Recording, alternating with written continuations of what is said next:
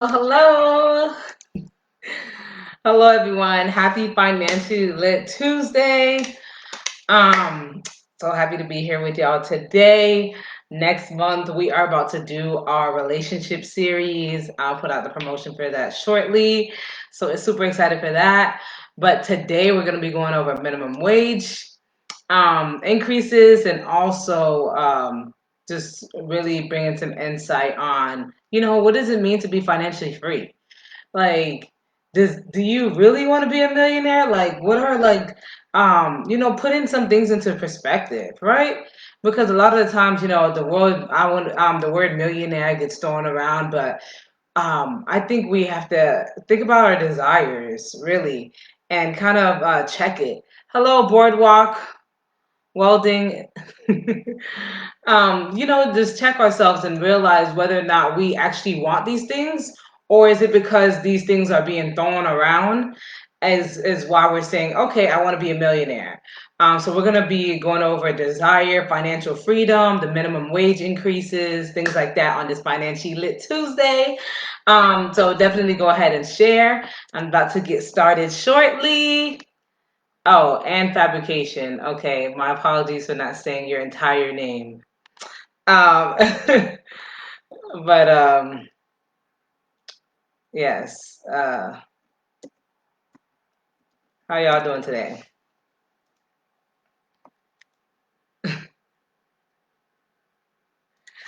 Okay. I have the heater on here and it's a little warm. Yeah. But But I do want to start. So at the beginning of every year, generally we all know, hey, minimum wage increases, right? So last year it was 8.56. Now this year it's 8.65, right? So there's like that a little slight, almost 10 cents, that 9 cent increase from 2020 to 2021. But this year, because of the legislation that passed on the amendment that we just voted on, the amendment we just voted on when during the elections that just passed for the state of Florida was the minimum wage requirement to be $10 an hour. So that is going to go into effect September 1st. So I would say definitely look for those employers. A lot of employers have already been changing their minimum wage and their facilities, changing that. So a lot of the times, yes, their higher level employees get an increase as well. But you definitely want to make sure that you're speaking to your employers about that and how that affects you, right? How does that minimum wage increase affect you? And if you know that you're a higher level executive, then or a higher level manager or employee, you do want to go ahead and make sure that you're negotiating your contract, renegotiating your contract as well.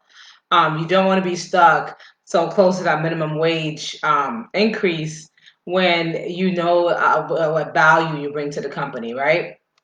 So as of September 1st, that is going to go up to $10 an hour. And then for our tipped employees, it's going to be, I'll tell y'all right now, three, oh, oops, oh, oh no, oops. It's going to be 698.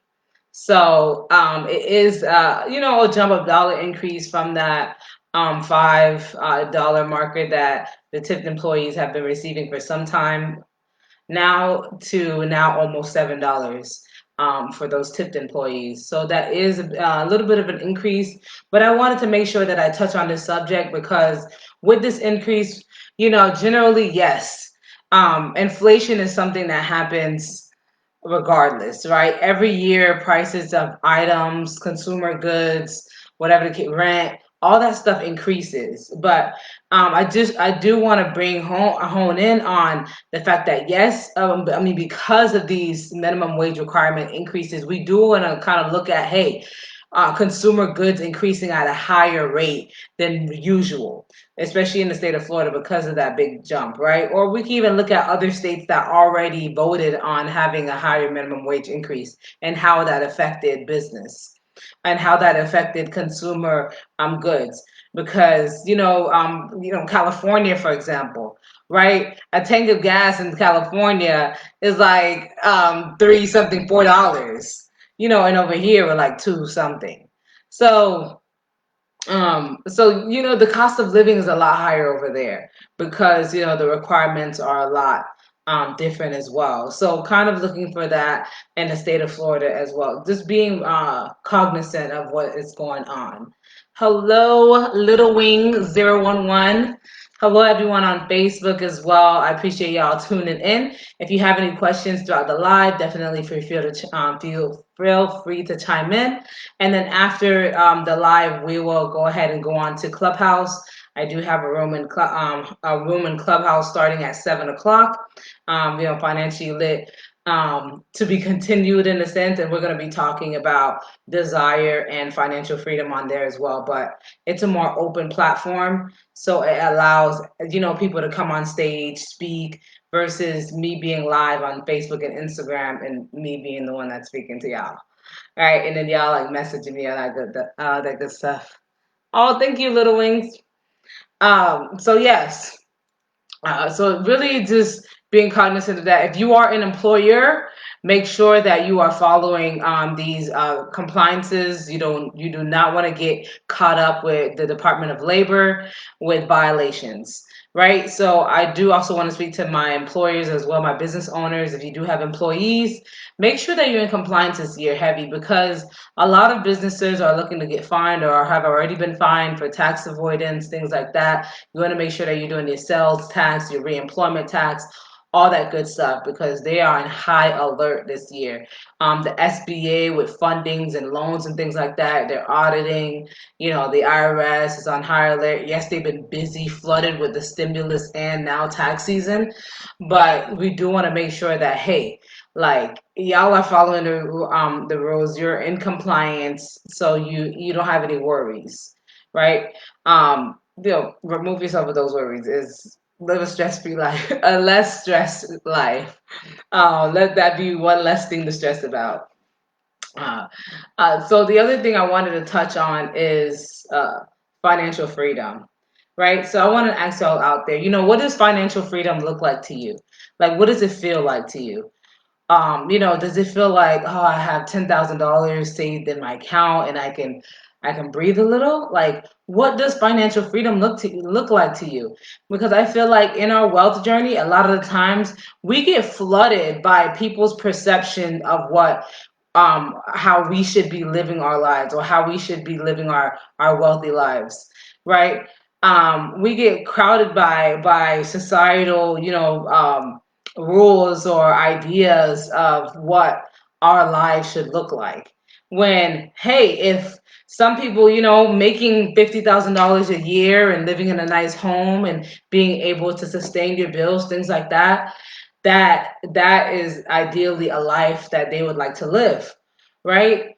But so that doesn't mean Joe that lives next door um, it has a bad idea of what financial freedom looks like to him, or oh my gosh, Joe over there doesn't know what he's talking about. It just means that, hey, he aspired for different things, right? So Little Wing said security. So what do you mean security? Like, in what sense? Like, does it mean that, hey, does security mean I have the right life insurance policies in case anything happened to me? Or does it mean I had the right investment instruments where my money is growing? What does security mean to you? So for everyone that's chiming in, I'm asking, what financial freedom means to you, to know that you're able to eat. I understand, right? So really just knowing, hey, like, that's awesome. Hello, LJ Page Evans. Okay, so you're saying that, hey, I want to make sure that I'm able to eat tomorrow and the day after that. Like, I want to make sure that I'm okay. Like, at the end of the day, I don't have to be a billionaire. I just want to make sure that I eat every day, right? And that's completely fine. You said not bound by financial restrictions. What do you mean by that? Not bound by financial restrictions, like being able to walk into any store and be like, okay, if I want to purchase it, I can purchase it, or does it mean, hey, like, If I want to make a larger investment, I'm able to do that. Like, what does that mean to you? Right. So I feel like when we're thinking about these, financial freedom, we got to think of it in terms of ourselves, not what some financial guru said to provide for our children. Okay, so you saying, hey, I want to be able to provide for my children. At the end of the day, like I want to make sure my children eat. I don't want them to have to be in a place of hardship. That's great. So that those are great definitions. And then putting a monetary value to it, right? So how much does one need to make, or how much do you need to make to say, hey, I'm comfortable at $100,000 a year. I'm comfortable at $60,000 a year to provide for my children. And hey, Matthew, and be okay with saying, hey, that's what financial freedom looks like to me. I'm okay, right? So I go back and I want to touch on desire as well. I'm gonna put on my blue light blockers, y'all. My eyes are a little hurting a little. Been looking at screens all day. Um, so let me see. Hey, hello, true. So yes, being able to more of everything purchase investments or and everyday lifestyle. Okay, so being able to purchase things that you like, that you want, and also being able to do some investments. What kind of investments are you looking to do? Everyday lifestyle. Yeah, because everyone's lifestyle looks different. As a mom, we can stretch $8, right? Right. I'm like, look, don't worry about it. $8, you get a pack of chicken, some rice, some onions and peppers. I have lunch for the next few days, right? Well, not chicken for me. I could do mushrooms. For me and being vegan, I can make it stretch a little longer. To have 8,000, how do we learn how to invest and establish this with stability in the mama world? I have no clue. Yes, ma'am. Yeah, so I'd say there's so many different ways to invest. I think the first question to ask when you're looking into, figuring out, hey, what should I invest in? Is one, how much time can you commit to it? And then also like what interests you? Right? Because you don't want to say, oh, I want to invest in the stock market just because everyone's talking about it, right? Because it may not be for you. Like investing in the stock market takes a lot of research. At the end of the day, like you have to research these companies that you're investing in, or you're going to end up losing a lot of money. Like you don't want to just do something because everybody's jumping on it. A lot of the times when everyone's jumping on it, and they're more than likely going to pull out, and now you've lost money. So really making sure that, hey, what does real estate interest you? Does uh, um does crafting interest you? Maybe I don't know, just figuring out what interests you and then saying, okay, maybe I can find a business to invest in that does what I am interested in. Because there are tons of different organizations out there, and then I can get some return on my investment based on the amount of money I give them. Or I can say I can build a business on my own because that thing interests me. So, not being so hands-on is I'll invest into somebody else's business that does what I like, or, the other way around. Thank you for your guidance. I appreciate you tuning in. LOL, everyone's idea of freedom varies. Absolutely. And that's what I'm really getting at because I feel like a lot of the times our vision gets blurred in a sense because we see on Instagram, Facebook, we saw so many people posting, oh, maybe so and so just bought a large, wonderful house, and you're like, whoa, that house is gorgeous. I would like to live in a home like that. But would you really?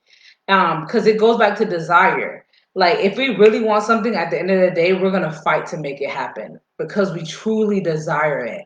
So if we truly desire to have, say, $1 million in our bank account, we will fight and do whatever it needs to get done, put in the time, the effort, whatever needs to get done in order to have that in our account. It goes back to desire. My credit. What about credit? So making sure that your credit score is a certain amount, how to buy a vehicle, a house, retirement, college fund. Well, you're saying a lot, Little Wings. What what questions are you asking me? College funds, how do you do it? Like how do you there are 529 accounts that you can create to do like college savings plan, which is the 529 plans. Um, living by our means. Yeah, I would say, envision the lifestyle that you want to live at the end of the day, and then you fight to accomplish that vision. Not everyone else's vision of what your life should look like, because everyone has their own idea of what life they want to live. Like, I don't know how to pursue those things. Okay, so how to, what your credit? How to buy a vehicle, so how to buy a car, definitely, and a house and car, they both definitely have to do with your credit and the amount of money that you're bringing in. So I would say definitely focusing on those. So figuring out how big of a house do you want? What is the ideal loan amount that you're going to need for this home that you want? Is it a $300,000 loan, a $150,000 loan? um how much are you going to need, and then from there, hey, I need $150,000. How much income do I need in order to afford this $150,000 house? So work backwards a little, um so that you have the end goal in mind. Retirement, so there are a lot of retirement vehicles out there. Now tell me this, Little Wing, like, do you have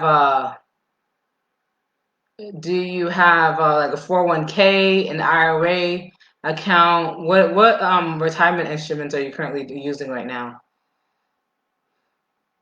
Hello, Krista. I have always paid cash. I don't like banks. Well, here I am. True, I don't have no credit. Not necessarily have bad credit, just no credit. There you go. Okay, so no credit. If you don't want to get into the credit realm, then of course it's just like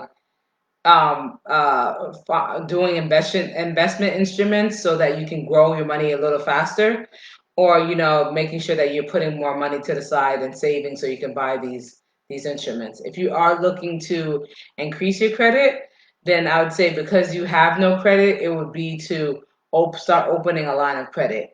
It does, I mean, you're able to build credit a lot faster because you have brand new credit, but you want to get started on like a small credit card and build from there, because um, if you're asking for a larger loan amount, they want to see some kind of credit history. Straight up, how bank to trust? What are you asking? How do you know what bank to trust? I mean, that's a great question, right? So when it comes with the banking institutions, it's at the end of the day, it's a relationship, right? So there's always like some kind of scandal out there. Even with the credit reporting agency Experian, there was an information leak, right? So like, you have so many institutions, so many things. There's always um, s- uh, something to be maybe like weary about, right? So uh, we can only be so cautious because our information is out there, and it's like making sure that, hey, we're building a good relationship with banking institutions. So of course, like, we had scandals with Chase, Wells Fargo. Literally every large bank had a scandal. So so it's really like, now when you're talking about like, hey, what banks to trust, you really can't completely trust them all. But at the end of the day, everything runs through the banking institutions, right? So at the end of the day, we our information goes through the institutions, like, at some point.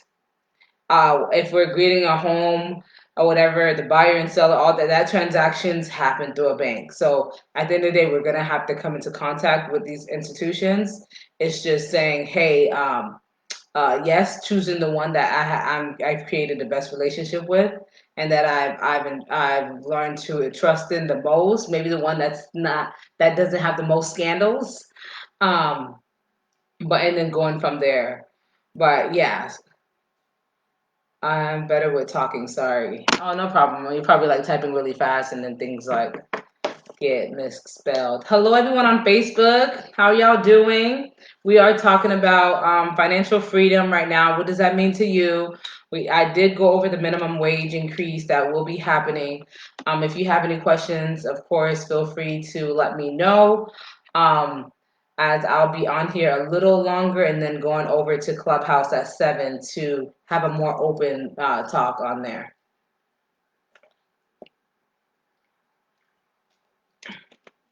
What's the difference between or a bank and credit union? So, a credit union and a bank, they're both banks. They're both banking institutions, but one is um, for select members. So like your traditional banking systems, like they're for everyone.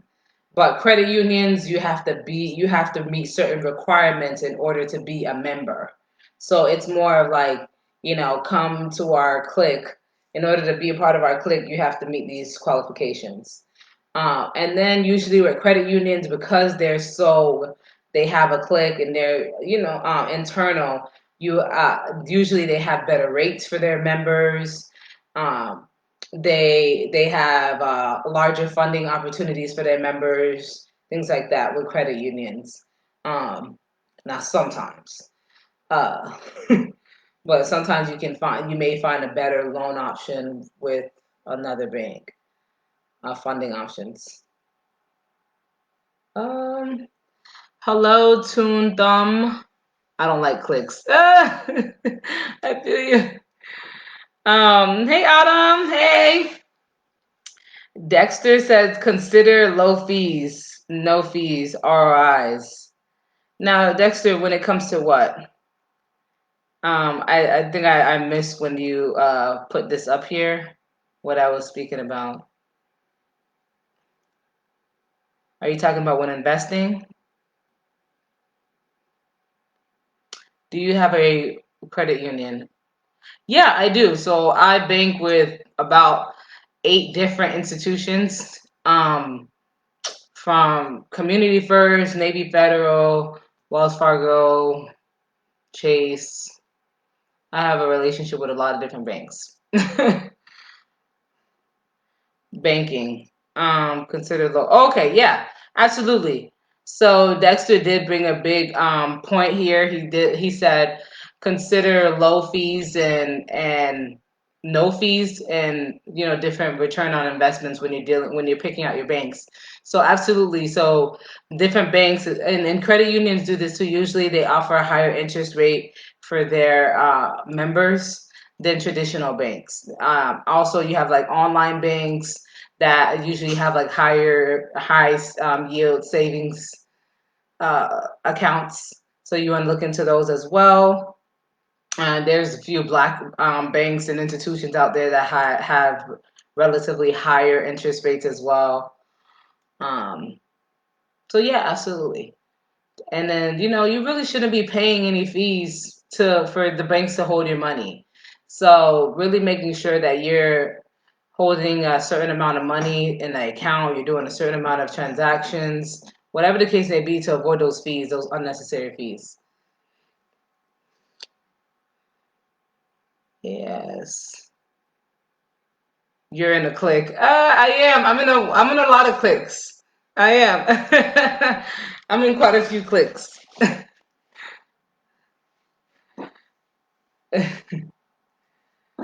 That's funny. Yeah. Definitely in a lot of the relationships with a lot of financial institutions. It does give me an idea of one, my money's not parked in one place. And then also just being able to determine which relationship is going to give me the most benefits at a particular time. So my relationship with Navy Federal, I actually went I actually got better rates from Community First, and I was like, all right, I can't hang out with you right now, Navy Federal, because you're playing. And I went to Community First. So it's really like, just figuring out which one is going to serve you better at whichever point in time that you need, uh, and whatever like loans, funding, accounts, savings, all that good stuff, whatever you may need. Any other questions?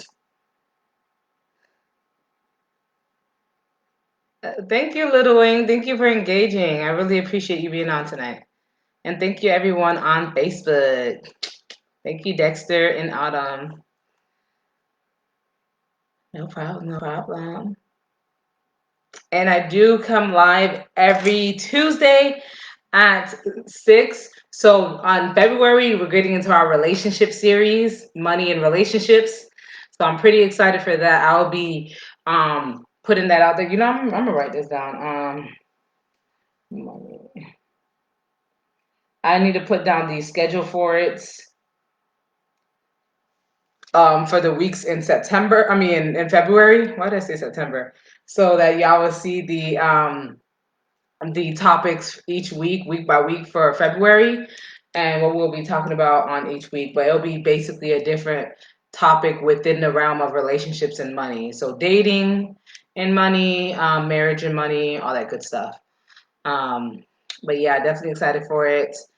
And if y'all have any questions whatsoever, it is tax season, so I am a little busy, but of course, I always have time for you all. If you do have any questions, feel free to book a consultation. That is the best way to get a time to speak with me, is to just go ahead and book a call. And you can do that on my website or on the link that is attached to the header that's on Facebook, or the link that's in the bio on Instagram. I think I have to change the link on Instagram, but yes. So definitely feel free to book a consultation if you all are in need of a consultation. And if you need tax filings, bookkeeping, payroll, life insurance, feel free to reach out as well. And I don't have any more questions. Let me check. I will go ahead and head off, and y'all definitely get, if you have Clubhouse, go ahead and log on to Clubhouse. If you need an invite to Clubhouse, I can definitely send you one. I'm sitting on 5 invites right now. But let me know if you need an invite. Hey, Tamara. Hey. Let me know if you need an invite to Clubhouse, but I'll see y'all on there at 7 o'clock. We're going to have a more open discussion, bring you all up as speakers so we can talk about this whole desire and financial freedom and this minimum wage difference and all that good stuff. But yeah, I'll see y'all later.